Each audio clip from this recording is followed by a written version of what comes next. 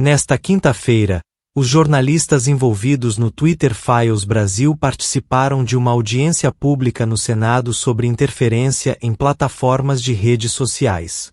Os jornalistas afirmam que há um complexo de censura no Brasil. O jornalista David Agape foi o primeiro a falar. Sou jornalista investigativo e trabalhei em conjunto com meu amigo Eli Vieira, jornalista, trabalha na Gazeta do Povo, e o Michael Schellenberg, que dispensa apresentações. Nós trabalhamos trabalhamos na investigação do Twitter Files. E o Twitter Files ele revela que a censura, a tentativa de controlar o discurso na internet, não vem apenas de STF, TSE, do Judiciário, mas vem de uma gama de atores e de instituições. E não só a censura, é importante destacar que é também tentativas de violar os direitos de privacidade dos cidadãos brasileiros. E graças a esses novos arquivos, nós conseguimos mostrar mais detalhes de como tem funcionado essa censura. Muitos influenciadores e jornalistas, militantes também, têm tentado desmerecer as denúncias, dizendo que não é nada demais, que isso aí a gente já viu outras vezes. Nós estamos tão imersos num ambiente de censura hoje, que muitas vezes nós nem percebemos, né, como aquela fábula do sapo dentro da panela. O sapo entra na panela, se ela está fervendo, ele pula, se assusta. Mas se aquela panela começa a esquentar, né, panela com água, começa a esquentar lentamente, o coitado do sapo não percebe até que ele virou um ensopado de sapo. Nós somos esse sapo, mas nós temos ainda tempo de pular dessa panela fervente. Outro ponto importante que precisa ser destacado é que esse não é um discurso de esquerda ou de direita.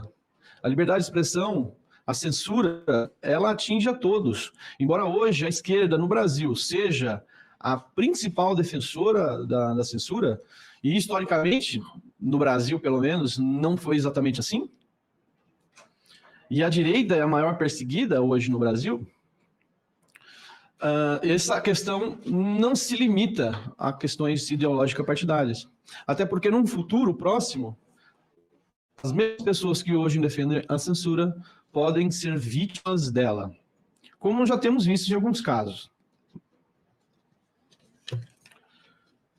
A censura nunca tem esse nome. Ninguém diz que vai propor um projeto para censurar as pessoas. Historicamente, em diversos países que aplicaram a censura em massa, ditaduras, projetos de censura eram maquiados como iniciativas para combater fake news, discurso de ódio, até mesmo questões de atos obscenos, vamos combater a obscenidade. Tudo isso para controlar o que as pessoas dizem, a opinião das pessoas.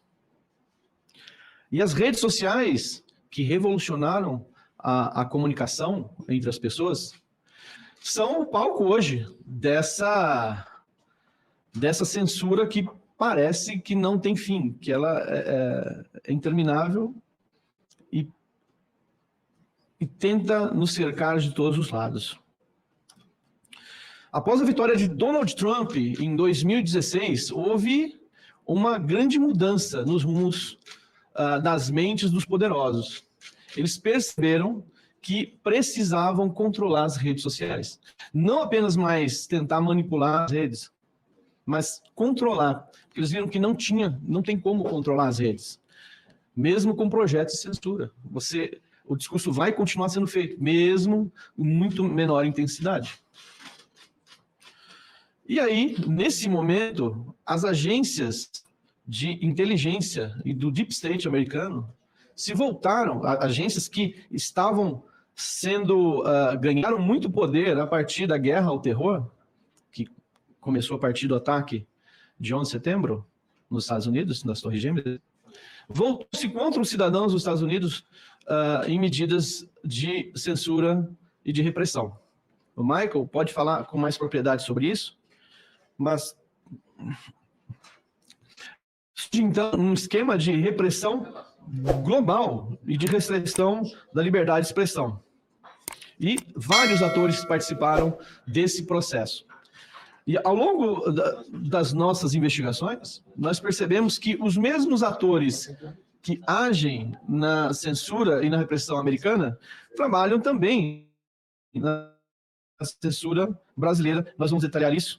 Tudo isso começou a ser revelado a partir do Twitter Files americano, em que o Elon Musk liberou os arquivos internos de conversas do Twitter para jornalistas investigativos, grandes jornalistas investigativos, como Matt Taibbi, Barry Weiss e o próprio Michael Shellenberg. Tudo isso deu origem à teoria, aos estudos do complexo industrial da censura. Ao longo das investigações que nós fizemos no Brasil sobre ela, nós estamos mapeando essa censura, conseguimos perceber que ela vem de 3 grandes frentes. E vou passar o slide para cá. Eu não consigo controlar aqui, gente. Me permita só, respondendo a alguns senadores que estão falando comigo por Libras, senador Flávio Bolsonaro, está ao vivo na TV Senado. E certamente não vão cortar, porque será censura.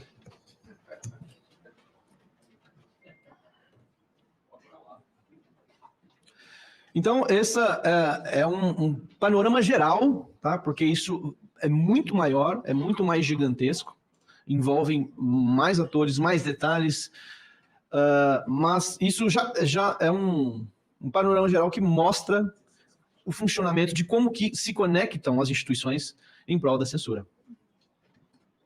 Então, primeiro, eu destaco a censura que vem do Legislativo.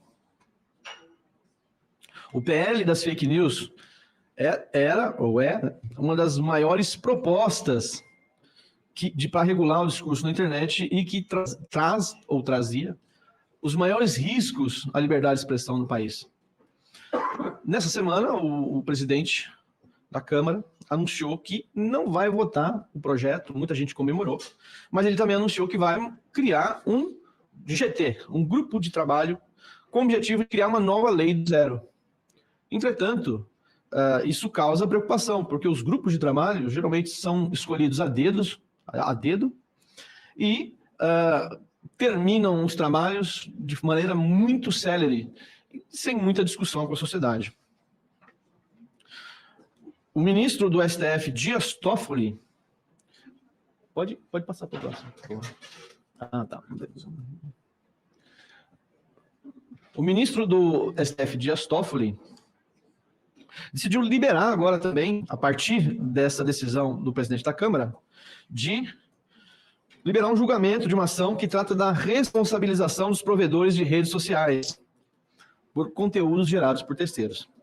Então, dessa forma, o projeto, ou partes do projeto do PL das fake news, seria aprovado pelo Supremo, numa justificativa de que, olha, já que a Câmara não atua, já que o Congresso não atua, nós atuaremos, e nós já vimos o Supremo legislando outras vezes. Só que o problema é que nós já temos uma legislação que regula as redes sociais, o Marco Civil da Internet.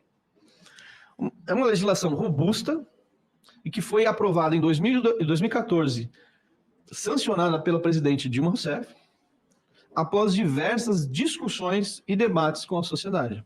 Então, a justificativa de que não há uma lei, de que a internet é terra sem lei, isso não é verdade. A censura também vem por parte do Executivo. Está sem o slide do Executivo, não sei o que aconteceu. Mas, aqui, ó. Aqui, aí, está no lugar errado, mas eu vou falar sobre ele. O presidente Luiz Inácio Lula da Silva deixou claro, durante a campanha de 2022, que iria regular as redes sociais de qualquer maneira. As primeiras coisas que o presidente fez a partir da sua eleição, da sua posse, foi conversar com o ministro Alexandre de Moraes, que pediu para que ele também regulasse as redes. Só lembrando. Uma das outras primeiras medidas do governo Lula foi a criação de uma Procuradoria de Defesa da Democracia, que está hoje sob a responsabilidade da Advocacia Geral da União, AGU. E apesar do nome bonito, esse órgão tem atuado como Ministério da Verdade do Lula e perseguido personalidades que desagradam ao governo. Agora, eu tenho que voltar, olha só. Por parte do Judiciário, que é definitivamente o principal foco de censura nos últimos anos, e duvido que alguém consiga discordar dessa afirmação, a censura tem sido feita, no primeiro momento, através no STF, através dos diversos inquéritos. Muitos desses inquéritos sigilosos, ou seja, ninguém sabe o que está sendo feito nos bastidores. As pessoas, muitos dos que estão sendo investigados, não sabem por que estão sendo investigados, não têm acesso à íntegra das investigações, e são investigações infinitas, né? O inquérito das fake news já comemora 5 anos. Feliz aniversário, Alexandre. E esses inquéritos, além do inquérito das fake news, tem o inquérito das milícias digitais, tem diversas irregularidades já reconhecidas por diversos juristas. E eles são conduzidos pelo ministro Alexandre de Moraes de forma truculenta. Após os comentários do Elon Musk, feitos em reação às revelações que nós fizemos no Twitter Files Brasil, o Alexandre de Moraes incluiu Musk no inquérito das milícias digitais. Isso ocorre por causa de uma interpretação feita pelo STF de um artigo do seu regimento interno, o artigo 43, que permite que os ministros, que a corte abra inquéritos de ofício para investigar crimes que são cometidos nas dependências do tribunal. E há uma interpretação, né, fizeram uma interpretação, digamos, no jargão popular, freestyle, de que a internet também é uma dependência do tribunal. Então, portanto, qualquer pessoa em qualquer lugar do mundo pode ser atingida e alcançada pelo STF. Através desses inquéritos, Alexandre de Moraes se tornou investigador, acusador, vítima e juiz. Tudo ao mesmo tempo. E tudo isso tem ocorrido com a leniência das instituições, porque acreditam que a direita e o Bolsonaro são um grande risco para a democracia e que essa quebra constitucional ela é para o bem maior. Muitos hoje já começaram a voltar atrás, algumas instituições, alguns jornais, alguns editoriais, eu destaquei esses dias nas redes sociais, editoriais e jornais de grande importância têm já destacado essas ilegalidades, mas isso não parece que tenha afetado a Suprema Corte, até porque Alexandre de Moraes não decide as coisas sozinho.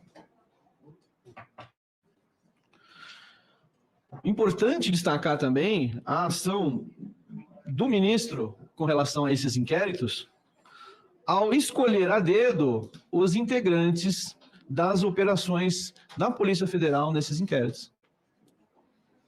Então, ele tem uma ala dentro da Polícia Federal que atua em consonância aos interesses do ministro. E, durante as investigações, eu conversei com policiais federais que alegam estar com medo, muito medo, tanto de expressar suas opiniões pessoais, quanto de uma vigilância por parte dos seus superiores. Outro grande ator do judiciário para a censura no Brasil é o TSE, o Tribunal Superior Eleitoral, que tem ampliado significativamente o seu poder e aplicado medidas autoritárias. Um exemplo que nós destacamos nas nossas investigações é que, inicialmente,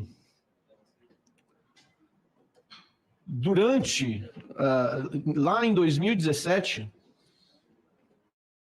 Perdão. O TSE criou uma espécie de seminário interno para começar a namorar a ideia de regular as redes, de combater, entre aspas, fake news. Nessas primeiras reuniões secretas, inicialmente secretas, participaram integrantes do FBI, da ABIN, Agência Brasileira de Inteligência, e também agentes da inteligência do Exército, de ONGs. E nessas primeiras conversas já começaram a ser apresentados os conceitos que foram aplicados na eleição de 2022. Conceitos externos, como disse Alexandre de Moraes no seu último pronunciamento, alienígenas, são conceitos alienígenas, trazidos do complexo industrial da censura americano para o Brasil. Ideias de grandes think tanks, organizações bilionárias, que aplicaram a censura nos Estados Unidos, e agora esses conceitos eram trazidos para o nosso país. Muito da censura que foi aplicada nos últimos anos não poderia ter sido feita se não fosse esse embasamento teórico. Progressivamente, o TSE foi aplicando essas medidas, criando mais estratégias e tudo isso, claro, com uma justificativa de combater fake news e discurso de ódio, que não são tipificadas em nenhuma lei brasileira. É importante destacar isso. Apesar de enfrentar limitações de tempo em 2018, o TSE queria já aplicar muitas dessas medidas, ele foi expandindo o seu poder nos anos seguintes. Criou uma de enfrentamento à desinformação, que se tornou permanente em 2021. Alterou a sua estrutura orgânica para criar uma assessoria especial de inteligência. Foram criados grupos policiais dentro do TSE. Hoje são vários núcleos de inteligência no TSE. Mas foi em 2022, já na administração, já na presidência de Alexandre de Moraes, que o TSE deu uma guinada ainda mais autoritária. O TSE estabeleceu uma agência de inteligência, uma polícia secreta, a serviço direto de Alexandre de Moraes. Ele era o comandante desse grupo e não houve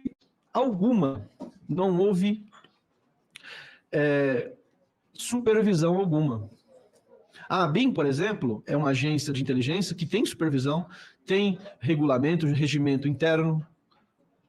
Esse núcleo de inteligência do Alexandre de Moraes não tinha. Ele fez o que quis durante o período eleitoral de 2022. E muitas das medidas de censura que foram aplicadas foram feitas com base em relatórios produzidos por esse grupo.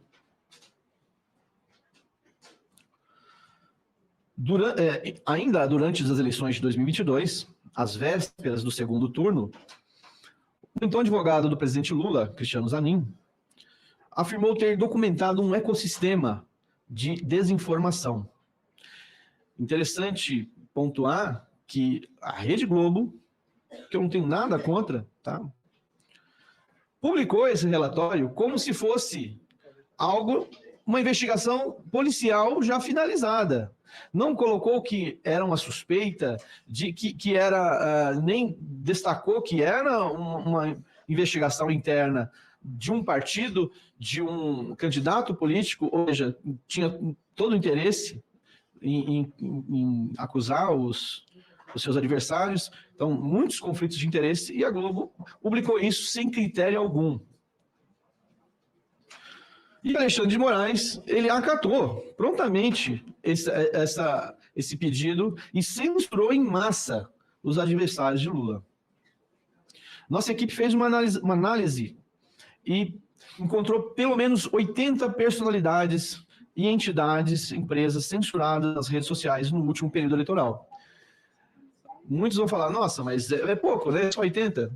Não, são personalidades, políticos, são artistas, são influenciadores, e isso não entra o povo em geral, que provavelmente é muito mais.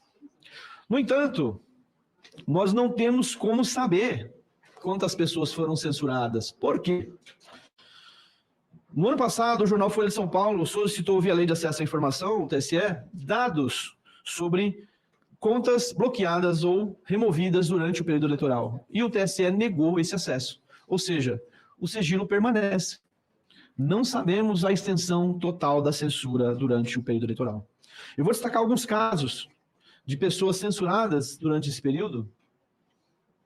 Luciano Hang, proprietário da rede de lojas Avan, foi censurado nas suas redes sociais, Twitter, YouTube, entre outros.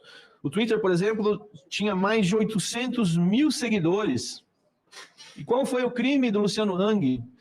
Participar de um grupo de WhatsApp com empresários que faziam vários comentários. O TSE, a partir de uma reportagem do portal Metrópolis, que obteve prints dessas conversas, censurou não só o Luciano, mas os outros empresários que participavam do grupo. Só que o Luciano Hang, qual que era a denúncia, tá? Importante destacar, é que esses empresários defendiam um golpe de Estado. Vou destacar um dos comentários. Olha, eu prefiro um golpe de Estado do que a eleição do Lula.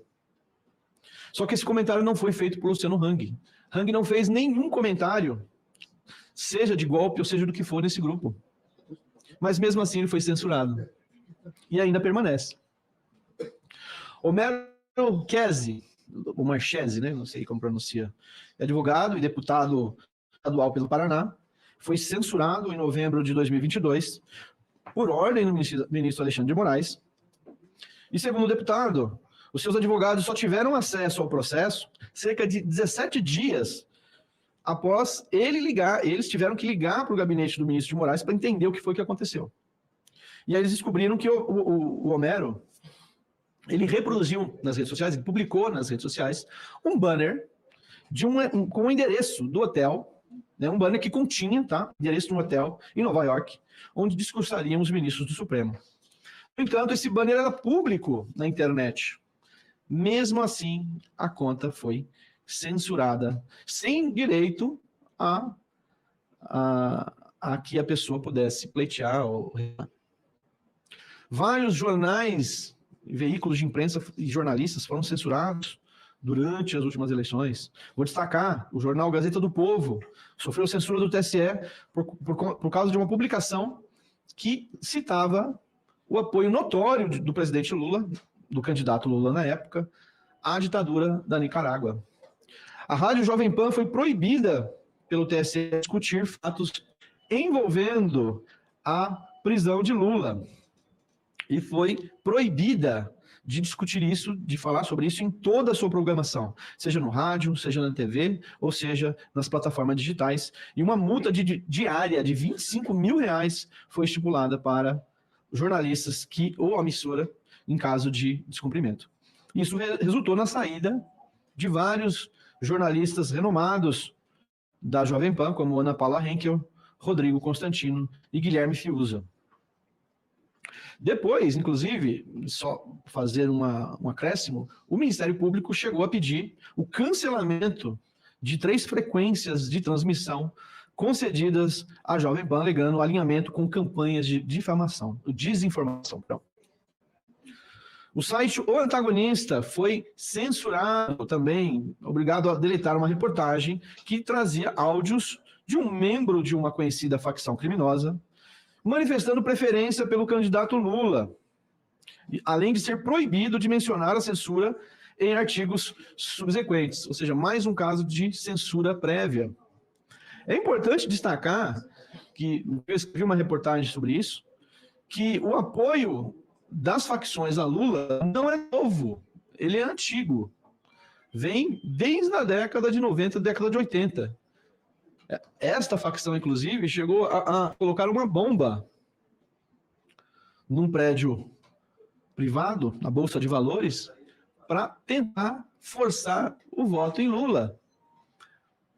Coagiu familiares de presos para que eles votassem em Lula. Então, esse apoio não é novidade para quem acompanha a história. No entanto, o antagonista foi censurado. E, lembrando que o mesmo grupo, que é proprietário da revista Cruzoé, foi um dos primeiros recensurados pelo inquérito das fake news, por causa da reportagem O Amigo do Meu Pai, que denunciava que o ministro Dias Toffoli estaria envolvido com pessoas que são ligadas a casos de corrupção. Esse episódio, inclusive, gerou ampla condenação na época por entidades jornalísticas e instituições. Só que, nos anos seguintes, essa censura se tornou banal, porque o alvo passou a ser os bolsonaristas. A produtora de filmes Brasil Paralelo recebeu uma censura no seu documentário Quem Mandou Matar Jair Bolsonaro, em outubro de 2022, pelo TSE. A decisão proibiu a exibição do documentário até o final das eleições presidenciais e suspendeu a monetização do canal da Brasil Paralelo no YouTube. Ou seja, censura prévia mais uma vez, que é condenada pela Constituição Federal. Apesar de condenar o retorno da censura, a ministra Carmen Lúcia votou a favor da decisão. Ela destacou isso, tem vídeo dela falando, de que ela acreditava que a censura era algo ruim, mas essa decisão era algo excepcional. Respeito, ministra, a censura não tem sido excepcional no Brasil. E o conceito de desordem informacional, que é um dos conceitos que eu citei, que foram importados do complexo industrial da censura americano, foi utilizado pelo TSE para justificar essa censura. O que é esse conceito? Olha, não é verdade, não é mentira o que ele está dizendo, mas a verdade que está sendo dita pode causar confusão na mente das pessoas. Ora, como que você vai controlar o que as pessoas podem reagir ou pensar?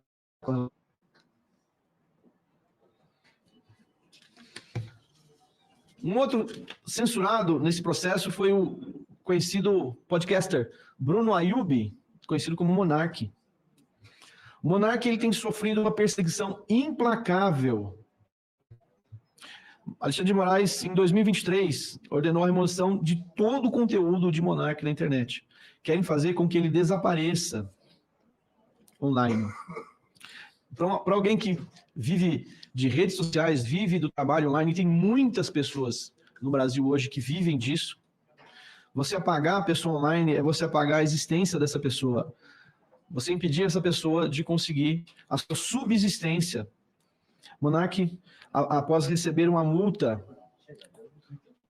substancial, foi obrigado a sair do país. Hoje, Monark é exilado nos Estados Unidos. E a censura de Monark veio a partir de relatórios produzidos por aqueles grupos de inteligência do TSE para espionar, um grupo criado para espionar os cidadãos sem supervisão. E qual foi o crime do Monark? Foi que ele tinha simpatia pelas pessoas que protestavam no 8 de janeiro. E a partir disso, ele sofreu uma censura inicial, ele se recusou a obedecer essa censura, tentou contornar, e a partir daí foi receber punições cada vez mais severas. Por último, destaco a censura ao Marco Sintra, que é um economista, ex-secretário da Receita Federal do Brasil, e foi candidato a vice-presidente na chapa presidencial da senadora Soraya Tronic. Portanto, Marco Sintra, ele é um opositor ao Bolsonaro. Não pode receber a pecha de bolsonarista. Mas ele foi censurado no Twitter após ele levantar questões, fazer perguntas sobre o processo eleitoral. Foram perguntas. Um cidadão não pode duvidar, você tem que ter uma obediência cega ao processo eleitoral. Destaco que eu não fiz nenhum comentário a questões envolvendo urna eletrônica nas últimas eleições, porque eu acredito que eu precisaria ter muito mais subsídio para fazê-lo. eu me dediquei a investigar outros pontos, e esses pontos que eu estou trazendo para vocês. Pontos que muitas vezes passaram batido e não tiveram tanta atenção quanto a questão das urnas. Mas eu não tiro a razão de quem tem dúvidas e gostaria de que essas dúvidas fossem respondidas no pleito eleitoral. Outro evento importante, não está aqui, deve estar no outro, aqui. Outro ponto importante que eu preciso destacar das eleições de 2022 foi um evento chamado Radiolão. Né? O que foi o Radiolão? Foi uma denúncia protocolada pela campanha de Jair Bolsonaro que alegava que Lula estava sendo favorecido nas inserções, nas propagandas eleitorais em rádios do Nordeste. Um reduto, tradicionalmente, de Lula. Alexandre de Moraes não apenas arquivou a denúncia, como incluiu Bolsonaro e o partido dele no inquérito das milícias digitais. Na ocasião, eu fiz uma checagem independente que concluiu que não apenas o método de auditoria utilizado pela campanha de Bolsonaro era viável, nós fizemos a análise extensa com base no material disponibilizado, importante destacar isso, que seria necessário uma auditoria em todo o material, mas eu fiz apenas o material que foi disponibilizado, ok? Então a gente descobriu que não apenas o método era válido, mas que a discrepância, havia uma discrepância de até 1 hora a mais para o PT nas rádios que nós analisamos, em cada rádio. Além disso, Alexandre de Moraes foi induzido ao erro, por assim dizer, ao arquivar a denúncia com base em um estudo com sérios problemas metodológicos. E, na ocasião, um servidor do TSE, que já havia falado dessa questão das inserções, do problema das inserções, desde 2018, 4 anos antes, foi retirado sem explicações do TSE. Ele teve que responder a 2 processos disciplinares, foi demitido uma vez, e agora o TSE está tentando demiti-lo uma segunda vez, se isso é possível. Qual que é o medo de investigar essas denúncias? As eleições municipais estão chegando. Os problemas de inserção são reais. Vamos ter uma auditoria feita sobre isso? Ou continuará sendo deixado para lá? Lembrando que vítimas das inserções podem ser qualquer candidato, tá? Então, de qualquer partido. O governo Lula, juntamente com o Supremo Tribunal Federal, aqui, tem agora cerca de 3 tipos diferentes, 3 organizações diferentes que nós podemos considerar Ministérios da Verdade. No início desse ano, o TSE anunciou a criação do Centro Integrado de Enfrentamento à Desinformação e Defesa da Democracia. Vamos chamar apenas de CIED. O nome é grande, bonito, pomposo, mas o que esse órgão fará? Na prática, as mesmas atividades dos núcleos de inteligência do TSE, agora institucionalizado, e com parceria, né? Agora foi anunciado parceria não só com a Anatel, que disse que vai utilizar o seu poder de polícia a serviço do TSE, quanto o próprio Ministério da Verdade do governo Lula, que é a Procuradoria de Defesa da Democracia, que está sob a responsabilidade da AGU. Agora, especificamente sobre o Twitter Files,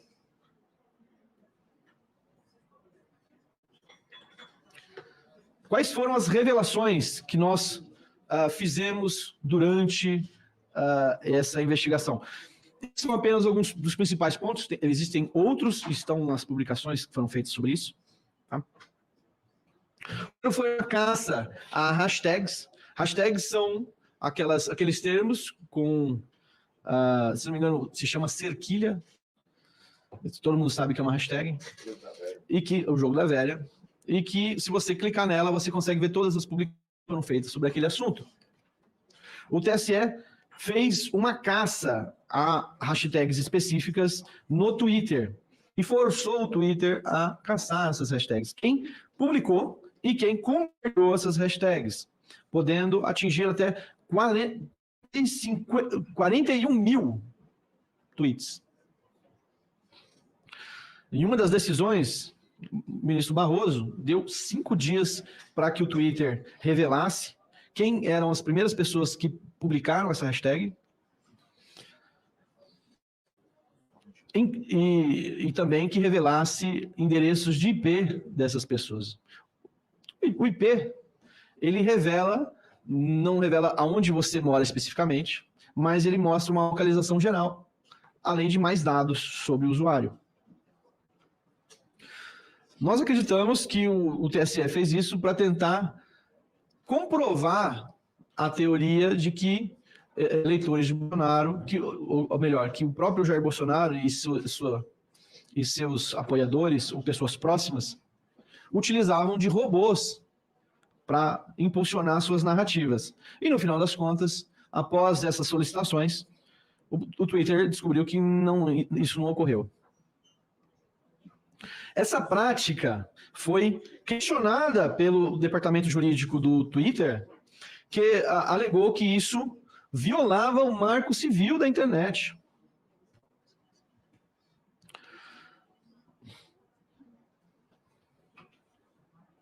Essas ações refletiam os esforços do TSE em antecipar atividades ilegais que pudessem afetar as instituições, conhecidas como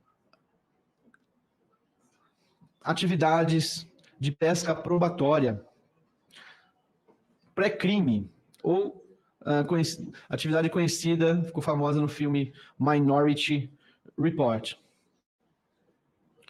Isso foi uma clara violação à privacidade dos usuários.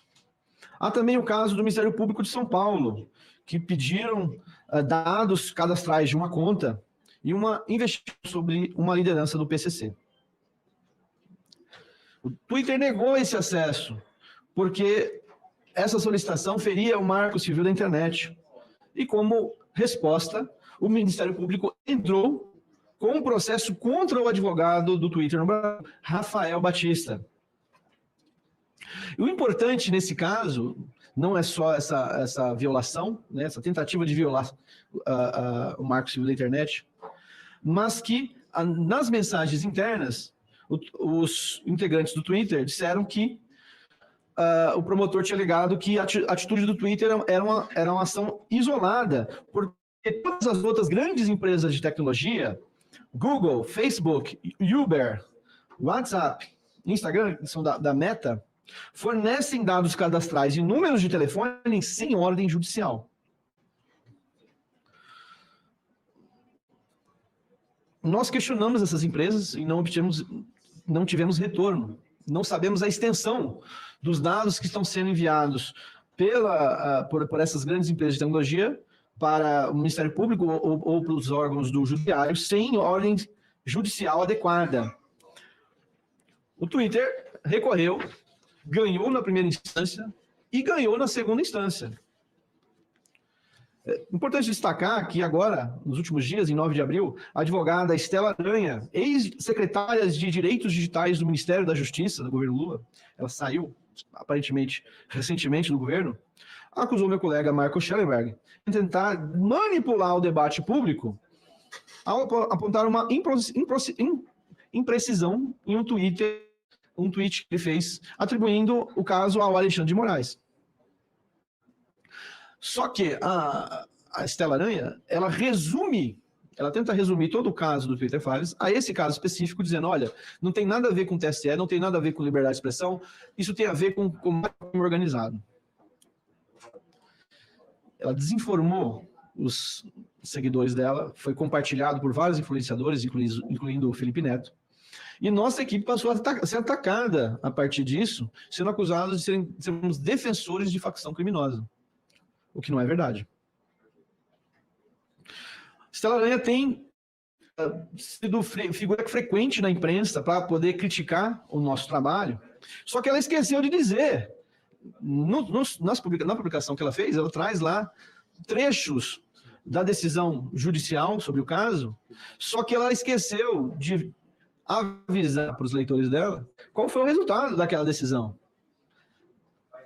A desembargadora Cláudia Fonseca Fanucci, ela deu razão ao Twitter e ainda repreendeu o promotor por forçar uma obrigação inexistente e destacou que o pedido não tinha clareza sobre o objetivo da investigação criminal. A magistrada também reforçou que atos que buscam identificar informações privadas e constitucionalmente protegidas exigem revisão judicial prévia. As informações estavam contidas no documento que ela publicou, mas foram omitidas por ela. Isso aqui não é um ataque à Stella, é só uma explicação, porque muitos têm tentado desmerecer o nosso trabalho. Criaram teorias da conspiração de que Elon Musk está tentando roubar o lítio para baterias, né, do Brasil. Que há uma conspiração internacional bancada por bilionários para destruir a soberania nacional. Que a extrema-direita internacional tem se articulado para acabar com o governo Lula, com o Supremo e a democracia no Brasil. O que não é verdade, nada disso é verdade. A investigação do Twitter Files começou por ideia minha.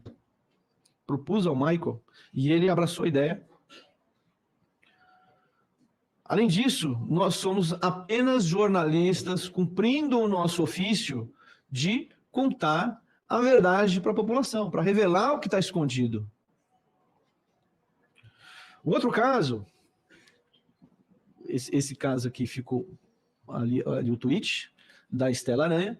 Então, não tem STF, não tem TSE, não tem marco ministro Alexandre, liberdade de expressão, liberdade pública. Esses trechos entre funcionários do com o STF e foram usados para manipular o debate. Uma bela narrativa sem base fática. A CPI da pandemia foi um outro foco que nós encontramos dentro do Twitter Files. E é importante destacar que a pandemia de Covid-19 foi também uma grande agente de mudança em prol da censura no mundo, não só no Brasil. Em uma das trocas de mensagem do pessoal jurídico do Twitter, é falado que a CPI da pandemia queria quebrar o sigilo de mensagens privadas, conhecidas como DMs, e o IP, entre outros dados, do perfil Movimento Conservador, anteriormente conhecido como Direita São Paulo. O requerimento foi feito pelo senador Rogério Carvalho, do PT do Sergipe. O senador pedia a quebra do sigilo no Twitter, só que olha só, olha o argumento que ele utilizava para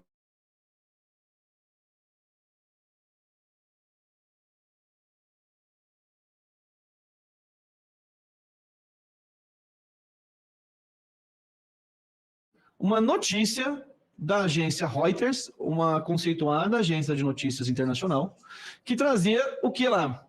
Era uma notícia de que a Universidade de Oxford estava explorando, estava estudando a ivermectina para o tratamento da Covid-19. Inclusive, não aparece ali, mas embaixo aparece a legenda, né? Divulgação de medicamentos sem estudo científico, algo assim. Sendo que a própria publicação era sobre estudos científicos que estavam em andamento. E qual o problema dessa publicação? A legenda, que aparece lá em cima. Bolsonaro tem razão? Uma pergunta. Só que o senador queria quebrar o sigilo das mensagens privadas dessa conta numa pesca probatória mais uma vez.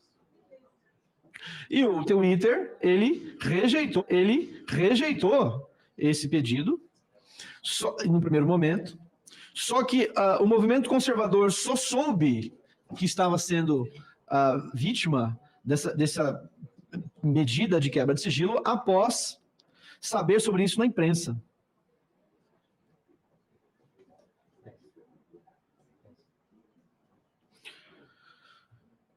Essa medida, segundo o Twitter, também ela também não atendia os requisitos do Marco Civil da internet. O movimento conservador apelou, então, ao STF e o ministro Nunes Marques atendeu esse pedido, dizendo que a medida era ampla e genérica e não atendia aos requisitos legais. Só lembrando que a CPI da Covid-19 vazava informações que eles tinham obtido a partir de quebra de sigilo. Vazava com os amigos na imprensa. Vazou da deputada Carla Zambelli. Vamos concluir aqui falando sobre a última fase do Twitter Files, que é o caso do youtuber Felipe Neto, que, embora não envolva medidas judiciais, envolve uma tentativa de censura nas redes sociais. Felipe Neto, ele foi um dos maiores apoiadores do governo Lula nas últimas eleições. Ele foi chamado para ser integrante no Ministério dos Direitos Humanos de um grupo para também elaborar medidas para combate a discurso de ódio e fake news na internet. Mas o Felipe Neto era um mentiroso contumaz e um dos principais disseminadores de ódio no Brasil hoje. Ele impulsiona esse ódio nas redes sociais, ataca pessoas, como, por exemplo, a jornalista Andresa Matais, que trabalhava no Estadão, e cuja equipe revelou que a visita de uma mulher ligada a facções criminosas nos ministérios do governo Lula. Felipe Neto publicou o rosto dessa mulher, dizendo quem financia a dama das fake news, e Andresa passou a receber diversos ataques. Felipe Neto, ele teve, segundo a última publicação que nós fizemos, né, os últimos documentos que nós tivemos acesso, ele teve acesso a pessoas importantes dentro do tweet e fez lobby para que um tweet publicado pelo jornalista Alan dos Santos fosse deletado. Parte da equipe queria atender esse lobby e queria realizar uma reunião privada, fechada com o Felipe Neto. Mas um dos integrantes do jurídico do Twitter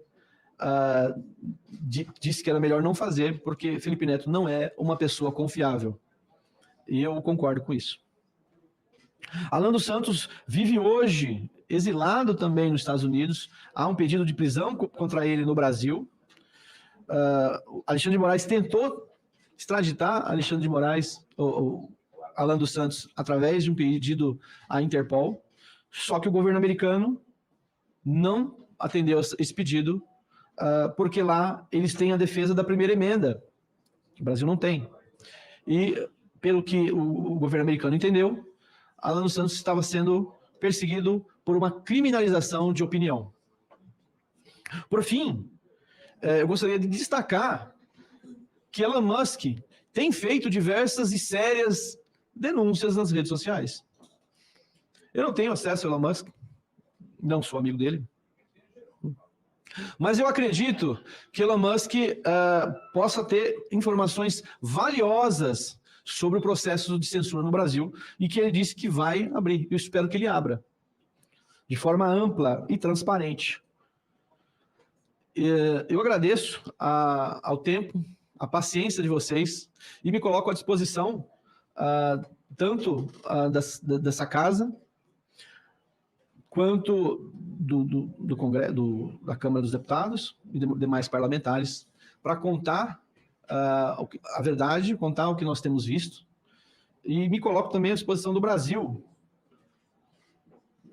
para mostrar o que tem sido feito nos bastidores para minar a nossa liberdade de expressão. Eu recebi ataques nas redes sociais, um jornalista que trabalha numa TV pública divulgou meus dados pessoais, meu endereço, eu passei a receber ameaças por causa disso.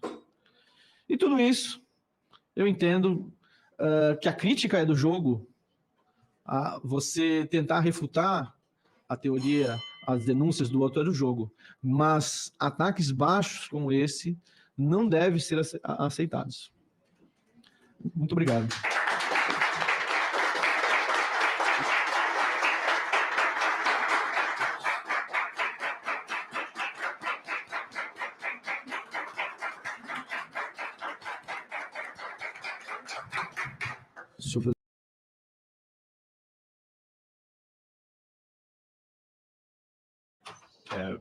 Faz mais que 30 anos eu recebi uma bolsa para aprender português. E também eu era um jovem muito da esquerda. Quando eu tinha 17 anos, eu fui para a Nicarágua para ajudar os sandinistas. Lá eu conheci Daniel Ortega. É verdade, eu tenho foto dele comigo. Eu era uma pessoa muito estranha, de uma certa forma, né? Ainda sou. E eu li um livro que se chama Sem Medo de Ser Feliz. Era uma tradução desse livro de português a inglês. E eu fiquei totalmente enamorado no PT e com a figura de Lula. E também eu tinha uma relação aos movimentos camponeses. E fui ao Brasil em 1992, a primeira vez. E aprendi português em Fortaleza. E depois eu fui para São Luís, onde eu fiz um internship, um estágio com a Sociedade Maranhense em Defesa dos Direitos Humanos, que eles estavam fazendo, era um grupo de advogados fundados pelo Ford Foundation, ajudando os financiados pelo Ford Foundation, fazendo ajuda para os camponeses que estavam resistindo invasões da terra, mas também ajudando o MST a ocupar terra. E em 1994 eu morei um pouco tempo em São Paulo e fiz Logo em entrevista com o seguida, Lula. foi a vez do Eu escrevi jornalista artigo sobre americano esse Michael momento Schellenberg. hoje, publicado por X e por meu Substack. E uma coisa importante entender é que quando eu era criança, a esquerda nos Estados Unidos, eu acho que em outras partes do mundo, era muito liberado. Logo A em gente seguida, foi a vez era do da esquerda, jornalista mas a americano gente Michael cria Schellenberg. muito na liberdade da expressão. Era uma coisa muito importante para a gente. Em 1977, o Corte Supremo dos Estados Unidos resolveu que os nazis podiam fazer manifestação num bairro dos judeus. É uma coisa incrível. Eu senti chocado no momento quando eu aprendi essa história. E não foi somente um bairro de judeus, mas de sobreviventes do Holocausto. Uma coisa incrível, né? Para entender nosso compromisso à liberdade nos Estados Unidos. Em 1989, o Corte Supremo decidiu que a gente pode queimar nossa bandeira. E nesse assunto, como o David disse, era os conservadores que queria prevenir a queimar a bandeira. Proibido. E eu, claro, estava muito em favor em queimar a nossa bandeira, por muitos motivos. E, pois eu fiz uma entrevista com o Lula, e uma coisa que me atraía a ele era o seu compromisso à liberdade. Ele falava muito disso, e eu perguntei diretamente a ele: você quer virar o Brasil a Cuba, onde existe censura? E ele me disse: não, o povo brasileiro não quer essa repressão, eles não querem essa censura. E eu tampouco. Eu sou brasileiro e eu gosto de minha liberdade. Ele me disse isso. Ele me disse que ele foi, acho, preso, né, pela ditadura e foi censurado, não sei, mas ele foi perseguido. E então, eu acreditava nele. E não sei se foi verdade, não sei se foi verdade quando ele me disse, ok, mas agora, como o David descreve, eu descrevi hoje, o governo Lula está propondo muitas medidas, muitas leis, ações para censurar as pessoas, que realmente me faz triste, me dá medo. E muitas partes disso do complexo industrial da censura é semelhante com o que a gente tem nos Estados Unidos e que eles estão fazendo na Europa. Mas como é com muitas coisas brasileiras, aqui é mais agressiva, né? Esses os demandas de Alexandre de Moraes muito fortes, muito sérios, se ele está agindo como... Ele parece a nós como ele é legislador, não como somente um juiz. Nosso Corte Supremo ainda é uma instrução para balancear as paixões. Vocês talvez saibam que o Corte Supremo de meu estado, onde eu me cresci, Colorado, eles retiraram Trump do boleta, né? Da cédula eleitoral. Do cédula eleitoral, mas o Corte Supremo Federal, eles, de um voto 9-0, decidiram que o Trump pode continuar. Então, para ver o seu Supremo Tribunal Federal e o TSE comportam dessa maneira muito agressiva é uma coisa chocante. Queria dizer também que eu sou jornalista hoje, eu ganho meu salário de jornalismo. E nos anos passados eu tinha feito outras coisas, mas eu estou dedicado a revelar as verdades e de lutar contra a desinformação. Isso é o que eu faço todos os dias. É minha paixão, é minha profissão. Eu tenho escrito 2 livros nos últimos 3 anos, 4 anos, e os 2 livros, cada um tem 400 páginas. 100 páginas só é de referências, os dados, os estudos, tudo. Nunca imaginei que os erros que eu estava criticando devem ser censurados. Eu nunca quis censura de ninguém, imagina. Mas eu enfrento a desinformação todos os dias. Para mim, é um prazer da vida de como se diz? Debunk? Debater as informações falsas. Ou combater a desinformação. Até a minha própria desinformação. Os meus 2 livros descrevem os meus erros que eu fiz. E também eu descrevo por que eu fiz. Porque eu tinha uma ideologia que todo mundo é o mesmo, tem que ser igualdade imediatamente, uma perspectiva de Rousseau, né? De Marx e tal. É muito semelhante aqui, né? Eu tenho... mas nunca imaginei que uma pessoa quer censurar. Eu acho uma coisa muito estranha e não entendo realmente de onde vem. Eu acho um tipo de doença, realmente. E outra coisa que queria dizer que, bom, imediatamente depois de publicar os Twitter Files Brasil, saiu muita desinformação sobre os Twitter Files Brasil. Até teorias de conspiração, que era uma coordenação. Então eu queria explicar o que aconteceu. Porque eu sinto um pouco envergonhado, porque eu tinha esses arquivos dos Twitter Files por 1 ano e meio, mas eu nunca procurei nada sobre o Brasil. Isso eu queria pedir desculpas, porque eu deveria ter feito. Mas obrigado a David e Eli, eles pediram, eu acho que mais que uma vez, e até que só foi que eu sabia que eu ia ao Brasil a participar e dar uma palestra ao Fórum para a Liberdade. Fórum da Liberdade, que o deputado Van Hatten me convidou. Então, como o David sabe, a gente estava trabalhando muito para que eu possa publicar antes da palestra. Eu cheguei aqui ao hotel, publicamos. Só foi 3 pessoas mais que eu que sabia.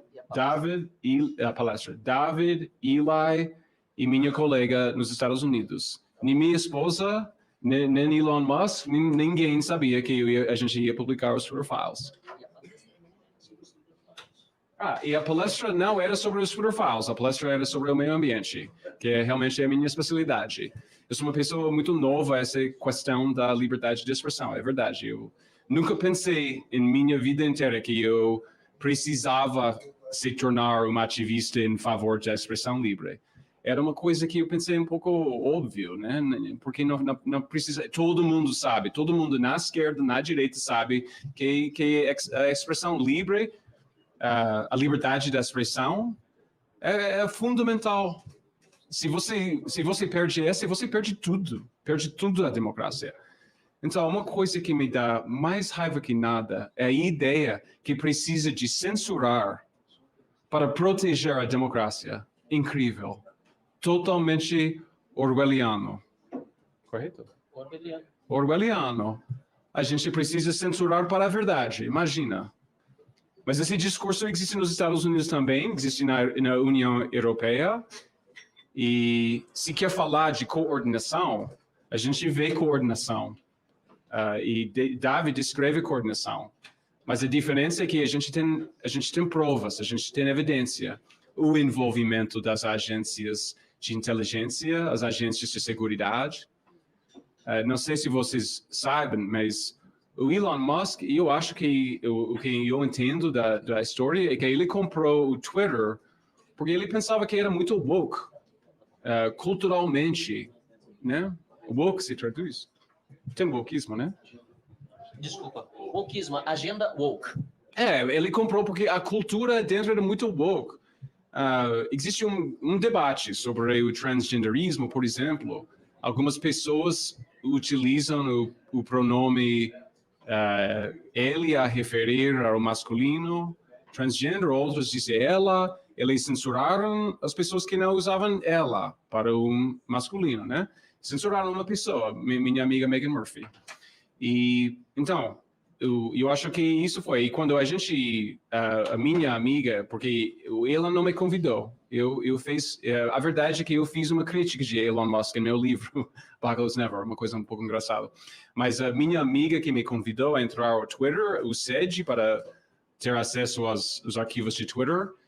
E primeiro a gente descobriu que sim, era uma cultura muito de woke, e a censura era, como vocês sabem.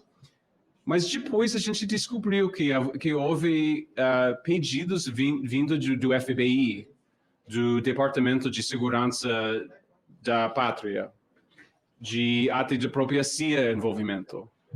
Isso nos deu muito medo, né?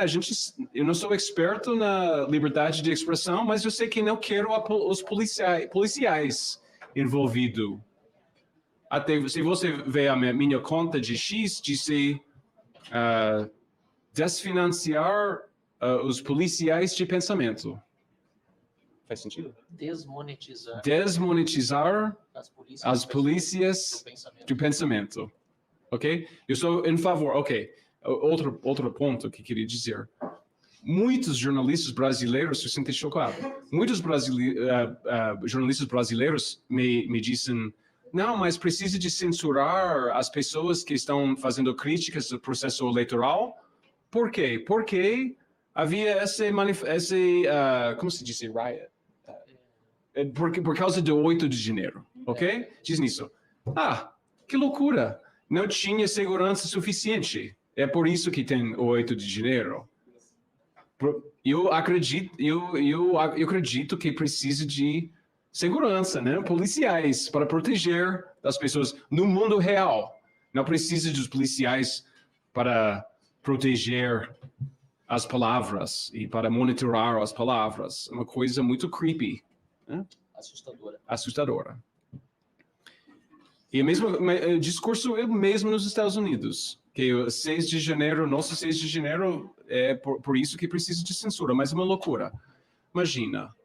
Se houvesse um problema com as eleições, como vão saber se não tem a liberdade de expressão? Como vai saber? A gente já passou siglos de democracia. Séculos de, às vezes, uma palavra espanhol, você entra. Tá indo bem, né? Obrigado. O menos possível que Às vezes sinto como criança, mas séculos de democracia com pessoas reclamando sobre o processo das eleições e ainda temos democracia, né? Imagina. Mas agora eles querem censurar as reclamações sobre as eleições. Agora, eu não pensei que a eleição de Biden foi roubada. Esse não é o meu ponto de vista. Mas eu defendo o direito das pessoas a dizer isso. Se você não defende ideias que você odeia, você não realmente é defensor da liberdade de expressão. Se você só defende as ideias que você gosta, não é, você é partidário, né? Uma coisa, eu sinto chocado que uma pessoa precisa de explicar isso, até explicar isso para jornalistas. Mas é uma coisa que a gente tinha que fazer. O que mais? O que mais ia dizer, David? O que queria? Tá bom. Tá bom. Muito obrigado a vocês. É um grande prazer.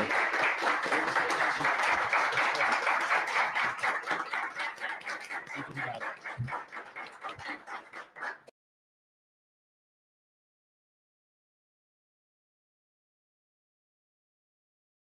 Senhores, em primeiro lugar, eu gostaria de manifestar o meu enorme orgulho dos meus colegas David Agape e Michael Schellenberger. A nossa parceria também é um encontro de três veículos de comunicação diferentes. Eu na Gazeta do Povo, David Agape no seu independente A Investigação e Michael Schellenberger no seu independente Public, que é uma newsletter no Substack, que é uma das poucas, pode-se dizer que é uma rede social, uma rede também de newsletters que respeita a liberdade de expressão, uma exceção nessa moda de censura que tomou a internet no mundo todo, né? Então, um grande orgulho, não tenho nada a corrigir, tenho um pequeno contexto a dar, que foi o que o senhor Elon Musk, né, o dono da rede social X, antigo Twitter, foi ele quem disse que Alexandre de Moraes estaria obrigando o X, o Twitter, a dizer aos censurados que foram os termos de serviço a razão da sua censura e proibindo que a rede social, segundo Musk, contasse de onde vem realmente a ordem. Então, aguardamos que o senhor Elon Musk nos dê provas dessa acusação, que é grave, né? Então, não partiu de nós isso aí. O que eu tenho a acrescentar, e uma coisa que o senhor Elon Musk disse nesta madrugada, foi que no Brasil estamos tendo o problema da lei agindo contra a lei. Ou seja, que não está sendo respeitado o Estado Democrático de Direito, ou em inglês eu acho até o termo melhor e mais preciso e mais ao ponto, que é rule of law, o governo da lei, que quem manda é a lei e não os arbítrios de autoridades que estão no poder por algum acaso, né? E isso foi estabelecido na herança dos países anglófonos na Carta Magna. Então, a Carta Magna é um documento, né? A gente usa como apelido para a nossa Constituição, mas é um documento real do século XIII, que foi lá que começou essa coisa. Posteriormente, o jornalista Eli Vieira também participou da audiência através de uma videochamada. Mas, além do problema ser esse de autoridades agindo fora da lei, como mostram os Twitter Files e as discussões de pessoas competentes da equipe jurídica do Twitter, eu quero propor para os senhores que também temos um Posteriormente, problema na nossa lei, tá? O jornalista Eli Vieira também participou da audiência através de uma videochamada. Filho do presidente Luiz Inácio Lula da Silva, ele recebeu, ele foi favorecido pela justiça recentemente, porque alguém o chamou de idiota em 2006. E do outro lado também, pessoas de esquerda foram punidas já pela justiça, porque a lei prevê que isso pode acontecer, por terem chamado alguém de fascista, né? Podemos debater se isso configura ou não, né, um ato ilegal de difamação objetiva. E eu quero lembrar que em Porto Alegre, onde estou no momento, né, eu não moro aqui, o Fernando Schuller, importante jornalista e especialista também, que tem defendido a liberdade de expressão em sua coluna na Veja, ele disse, com concordância do ex-ministro Marco Aurélio nesse evento, que o direito tem que ser objetivo, né? As leis têm que ser objetivas. Então, eu pergunto aos senhores e aos meus concidadãos, queremos manter codificada na nossa lei a proteção a meros sentimentos subjetivos? Que é isso que está acontecendo. Eu acho que está errado, tá? E quero responder também, e quero mais um comentário a respeito disso. Desenvolver uma casca grossa diante de palavras ofensivas é uma exigência da democracia. É um dever dos cidadãos participantes de uma democracia tolerar palavras ofensivas contra si. Claro que com limites, mas a mera ofensa subjetiva não deveria ser codificada em lei. Então, eu gostaria que os senhores, que são os nossos representantes, refletissem a respeito da necessidade da mudança da nossa lei. E eu quero responder a uma acusação que Twitter Files Brasil sofreu repetidamente, até de veículos que eu esperava mais profissionalismo da parte deles. Inventaram que é um imperialismo de pessoas defensoras de um modelo de liberdade de expressão que não é o nosso. Bem, o que eu tenho a dizer sobre isso é que o artigo 19 da Declaração Universal dos Direitos Humanos estabelece que é um direito humano a liberdade de expressão, né? Por acaso é imperialista quem pede pelo direito à vida dos uigures, o direito à liberdade dos uigures sendo perseguidos pela ditadura comunista na China? Acho que não. Então, o que eu quero dizer é que defesa para ideias repugnantes, quero endossar a fala do Schellenberger, não quer dizer que é um endosso a essas ideias. Defender a liberdade para essas ideias não é endossar essas ideias. Na verdade, é uma mostra de que você é resiliente diante delas e é uma condição para você responder a elas, mostrar que são falsas, porque são ofensivas, porque são falsas. Elas têm que ser livres justamente para serem combatidas. É a luz do sol que combate esse bolor. Muito obrigado.